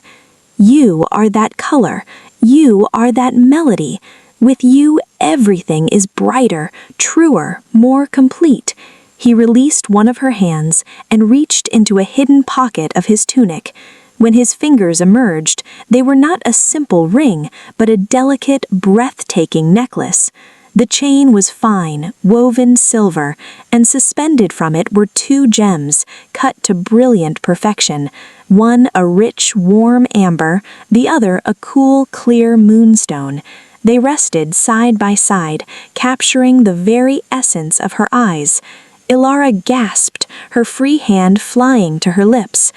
"A queen's crown will come in time, with ceremony and pomp, but this is from my heart to yours, a symbol of what I see when I look at you, unique beauty, strength, and a spirit that belongs both to the warm earth and the boundless sky." He held the necklace up, the gems sparkling. "Ilara, my love, my equal, my heart's chosen partner, will you do me the incomparable honor of becoming my Luna? Will you rule by my side, not because fate demands it, but because we choose it every day together?" Tears of pure, radiant joy streamed down Ilara's face. This was no political arrangement, no binding of a bond. This was a man, a king, offering her his kingdom and his heart, seeing in her not a consort, but a co-ruler. She saw their journey in the gems, the amber of Solaris's sun that had warmed her back to life, the moonstone of her own Frostfang heritage that she no longer feared. "Yes," she breathed, the word a vow. "Yes, Thorn. 1,000 times yes. I choose you. I choose this life. I will stand with you for all our days." With trembling, loving hands, he fastened the necklace around her throat. the gems settled just above her heart, cool and warm at once, a perfect weight. He kissed her then, under the lanterns and the first emerging stars, a kiss that sealed a promise more sacred than any bond. The next day, the summer solstice festival transformed into a coronation of love. The great square of Solaris's capital was a sea of flowers and joyous faces. When Thorn and Ilara appeared on the high balcony, the cheers were deafening. Thorn raised a hand for silence. "People of Solaris," he called, his voice carrying on the warm breeze. "Today we celebrate the sun's zenith, but we also celebrate a new dawn for our kingdom. You have welcomed Lady Ilara, and she has proven herself wise, courageous, and deeply devoted to Solaris. She sees with a clarity that cuts through confusion, and she possesses a strength that elevates us all." He turned to her, taking her hand, his love for her plain for every soul to see. "Therefore, before you all, I proclaim my deepest intention. With your blessing, and with the blessings of the sun and moon, I will take Ilara as my Luna, my wife, and my queen." The crowd erupted in a frenzy of approval. They had seen her kindness, her intelligence, her unique grace. They loved her. As the cheers washed over them, Thorn turned Ilara to face the people, his arm around her shoulders. She smiled, waving, the amber and moonstone gems glittering at her throat, a beacon of a new kind of rule, one built on choice, respect, and love. Later, during the feasting, a Solaris scout approached, bearing a sealed message. Thorn opened it, his brow furrowing, then handed it to Ilara. It was from the Elder of the Stone Circle in Stoneclaw. The handwriting was shaky but precise. "To the Sun King and his chosen Luna. The moon's spirit's tithe has been paid in full. Kayleen has abdicated the Stoneclaw throne. He has named his cousin, a just and steady Alpha, as his successor, and has taken the vows of a silent monk at the remote peak of repentance. He will speak no more, led only by the wind and his own thoughts. The bond, he said in his final decree, is not severed, but transmuted into a lifetime of silence in exchange for your lasting peace. The shadow over you both is dissolved. May your joined reign be long and blessed. In the moon's light. In the moon's light. Elder Orin." Ilara read the words, a complex swirl of emotions settling into a final, quiet peace. There was no vengeance in her heart, only a distant pity. Kayleen had chosen his own prison, far harsher than any she would have wished upon him. The last thread was cut, not by force, but by his own remorse. She looked up at Thorn and saw the same understanding in his eyes. He took the scroll and cast it into the central festival fire. The parchment blackened and curled, its message turning to smoke that rose into the bright solstice sky, carried away on the wind. "It is done," Thorn said simply. "It is done," Ilara echoed, leaning into his side.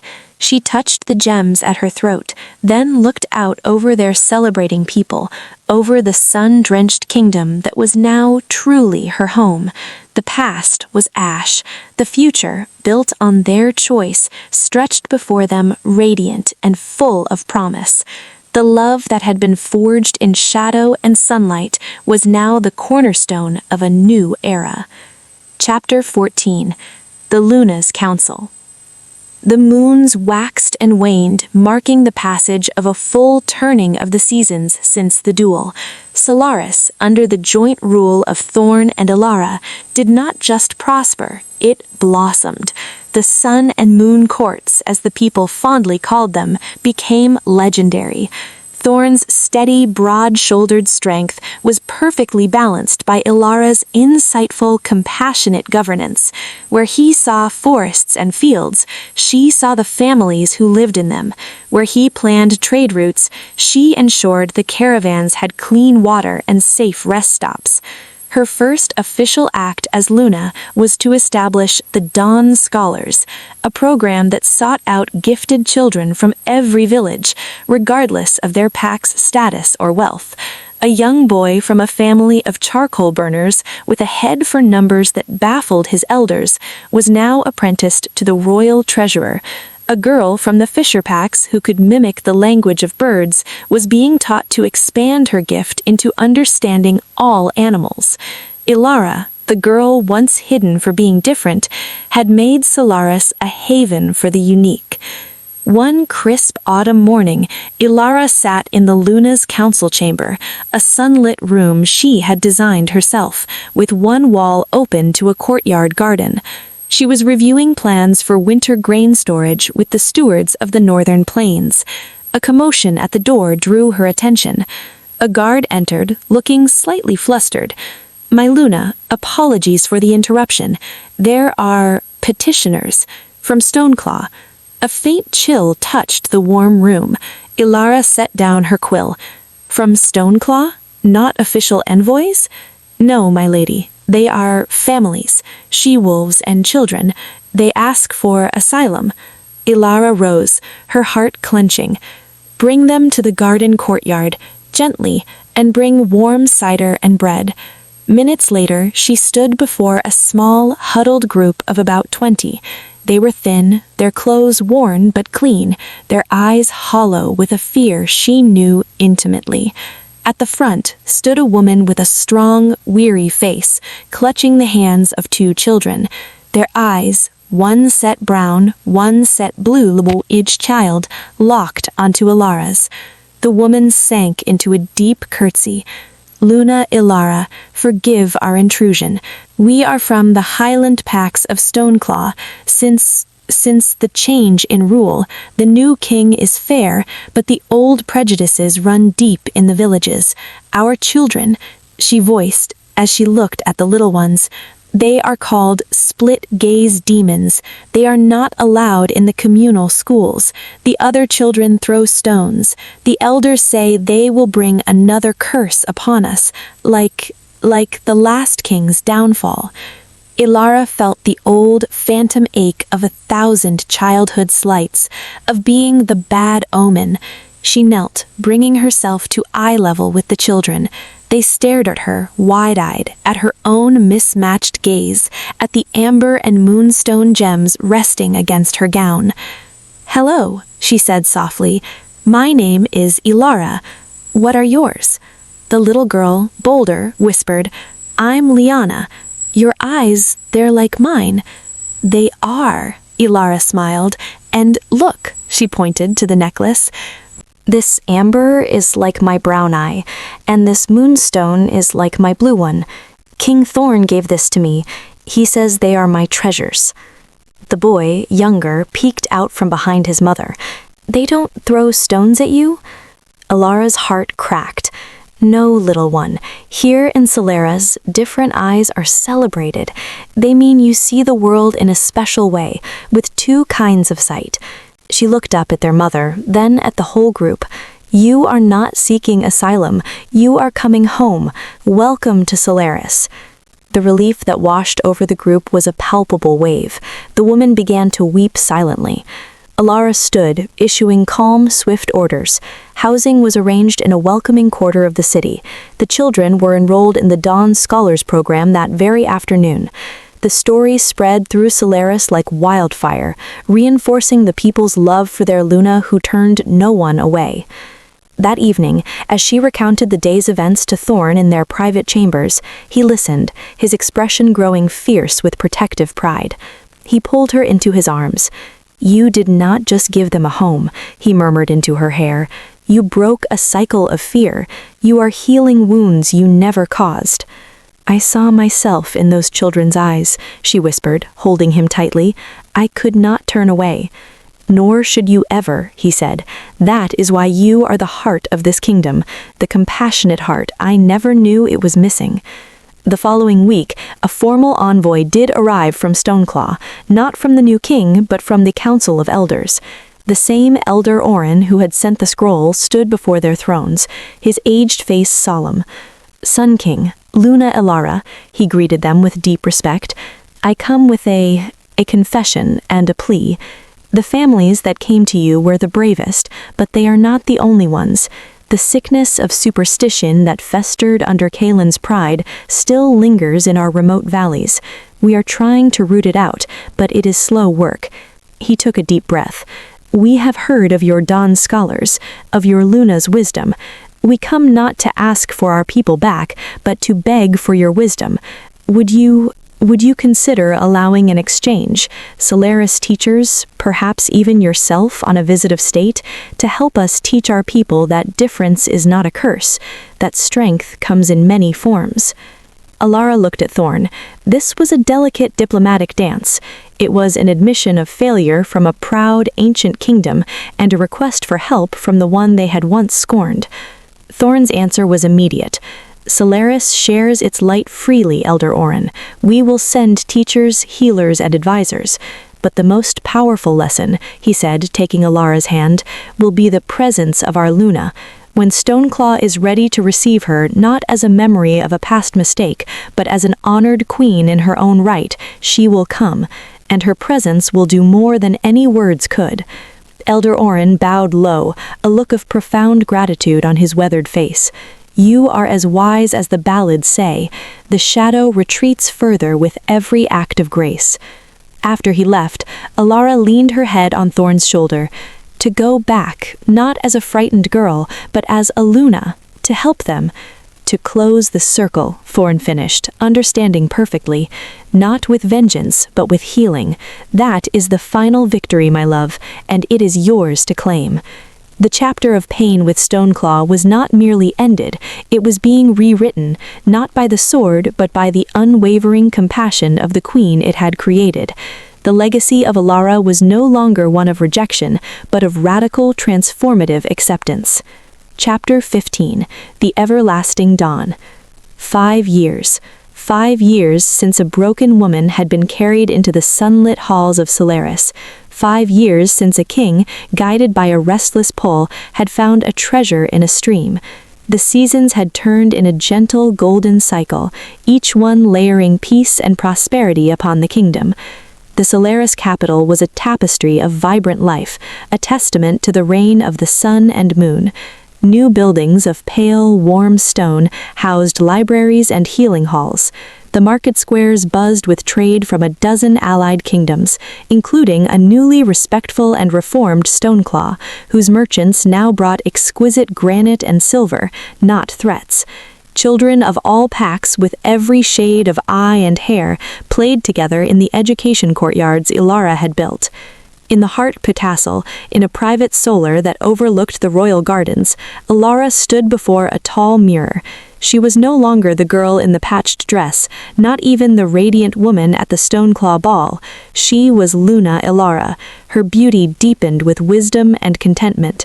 The amber and moonstone necklace, now joined by a delicate circlet of woven sun rays and crescent moons, rested at her throat.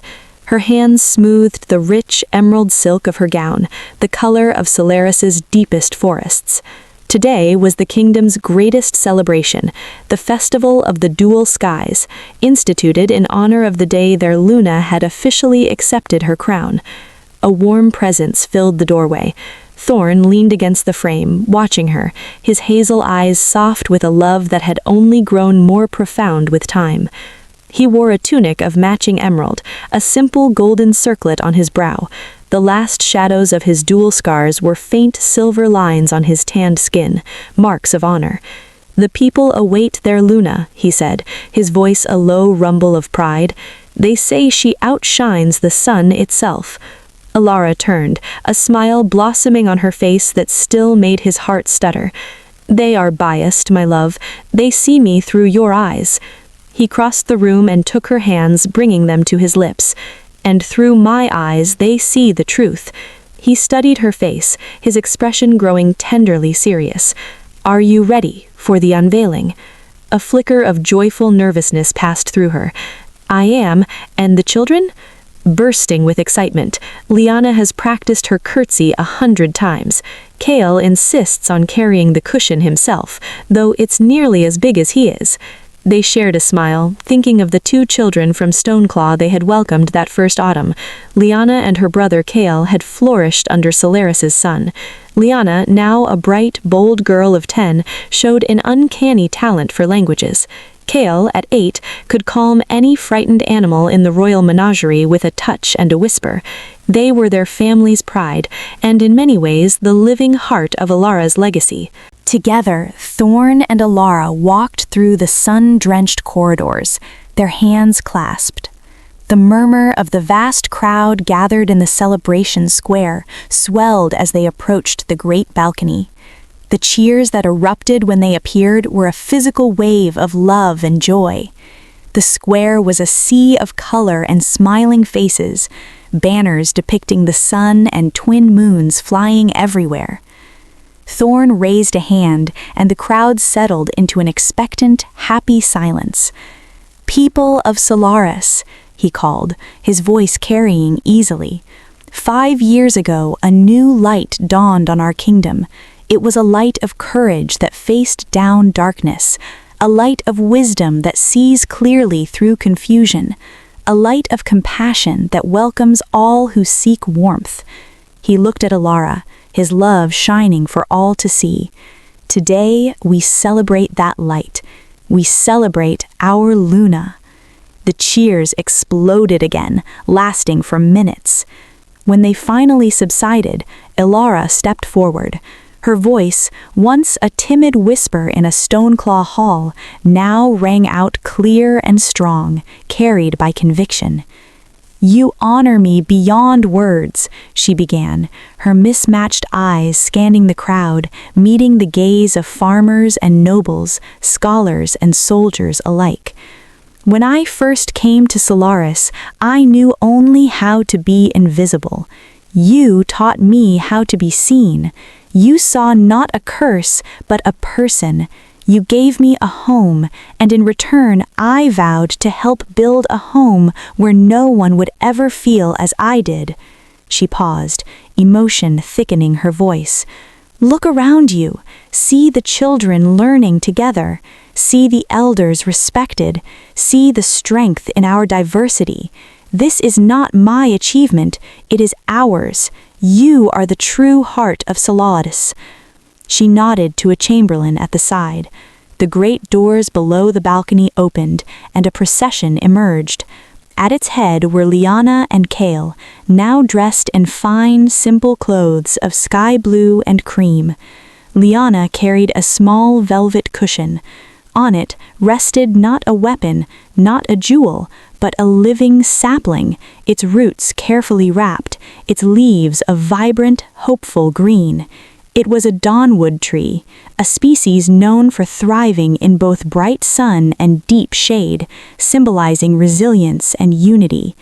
This kingdom was built on second chances, on the belief that from broken things, beautiful new life can grow. Today, we plant a new symbol for Solaris. This sapling will grow in the center of our great square. It will be the tree of dual skies, a living reminder that our strength comes from both our sunny days and our starlit nights, from our unity and our unique perspectives. It will shelter generations to come. Liana and Kale, beaming with solemn pride, carried the sapling to a prepared spot of rich earth in the square's center. With the help of the head gardener, they carefully planted it, patting the soil gently around its roots. The crowd watched in reverent silence, then broke into warm, thunderous applause. As the festival officially began, with music and dancing and feasting tables laden with bounty, Thorn and Alara descended to walk among their people. They were showered with blessings and flowers. An old weaver pressed a shawl into Alara's arms, woven with threads of gold and silver. "For your eyes, my Luna," she said, her own eyes crinkled with a smile. Later, as twilight painted the sky in hues of violet and rose, Thorn and Alara stole away to their favorite spot, a quiet, secluded ridge overlooking the kingdom. Below, the lanterns of the festival twinkled like earth-bound stars.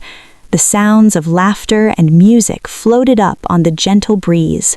The newly planted sapling was visible, a small, brave silhouette in the center of the light. Alara leaned back against Thorn's chest, his arms wrapped securely around her. She touched the gems at her throat. "It is more than I ever dreamed," she murmured, her voice full of quiet awe. "So much more." Thorn rested his chin on her head. "Do you remember what I told you the night before the duel? That I fought for your future free of shadows?" He turned her gently to face him, his hands framing her face. "Look at it, Alara. Look at the future you built. It is not just free of shadows, it is full of light that you kindled." Tears of pure happiness glistened in her extraordinary eyes. "I did not build it alone. I built it with you, every stone of it. And we will keep building it," he vowed, his forehead touching hers, "for all our days." In the valley below, the tree of dual skies stood in its circle of soft light, a promise to the future. In a quiet monastery on a distant wind-scoured peak, a man who once wore a crown sat in silent contemplation, finally at peace with the price he had paid and the beauty his mistake in indirectly helped create. And in the heart of the celebrating kingdom, two souls bound by choice, respect, and a love deeper than any fate watched over their people. Their story was no longer one of rejection and rivalry. It was a ballad of rescue and resilience, of a love that forged a queen and healed a kingdom. It was proof that the most powerful bonds are not those we are born with, but those we choose to build, day by patient, loving day, in the unwavering light of an everlasting dawn.